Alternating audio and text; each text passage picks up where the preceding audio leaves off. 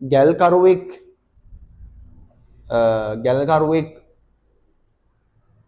කාන්තාර මැදින් යද්දී වතුර නැති වෙලා ඊට පස්සේ පොළව හාරලා ගලක් කඩලා ඒ වතුර ගන්නවනේ ළමයි. මොකද තන ගහක් තියෙන තැනක වතුර තියෙනවා කියලා දැන අඳුනගෙන එතන හාරලා ගලකට මිටි පාරවල් කුළු ගෙඩි පාරවල් බර ගානක් ගහලා වතුර අරගන්න ළමයි. ඒ ගැල්කරුවා ළමයි ගැල්කරුවන්ගේ ජීවිත බේර ගන්නවා. ඔය කතාව අහලා ඇතියා. ඔය කතාව සවිස්තරාත්මකව අහලා තියෙනවා. ඒතකොට ළමයි මොකද්ද එයා ඒක කඩලා ගන්න ළමයි? භූගතව ළමයි ජල මූලාශ්‍රයක් දුවනවා. අපේ පොළොවේ ළමයි භූගත ජල මූලාශ්‍රයක් දුවනවා. ඒ ජල මූලාශ්‍රය තමයි ළමයි අපි ඔය නළලින් විදින වෙයි කියලා ගන්නෙ. ඒ ජල මූලාශ්‍රය දක්වා අපි යනවා ළමයි හාරගෙන. ළමයි භූගත පාෂාණයට යටින්. ඔයා මේ මහ පොළොව හාරගෙන ගියොත් ළමයි ඔයාලට ජල මූලාශ්‍රයක් හම්බ වෙනවා. හරිද? understand? එතකොට ළමයි භූගත ජලය ගලා යෑම වැසීම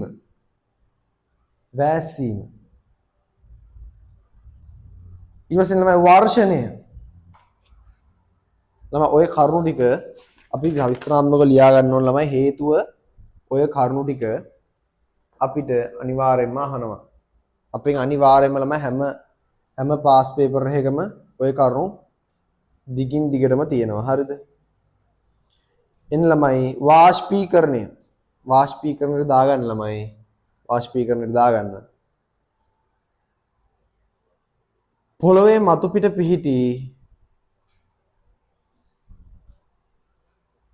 පොළොවේ මතු පිට පිහිටි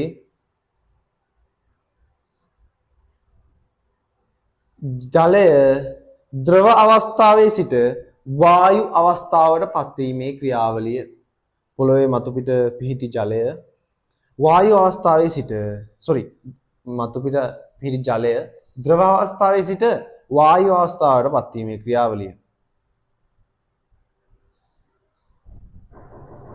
එලෙසපත් වී වායු ගෝලයට එකතු වේ. මෙම වාෂ්පීකරණ ක්‍රියාවලිය සඳහා ස්වභාවික වාෂ්පීකරණ ක්‍රියාවලිය සඳහා සූර්ය කිරණ උෂ්ණත්වය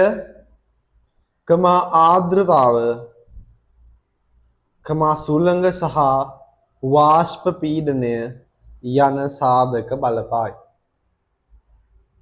යන සාධක බලපායි. ඊට පස්සේ ළමයි ඝනීභවනය ලියන්න ළමයි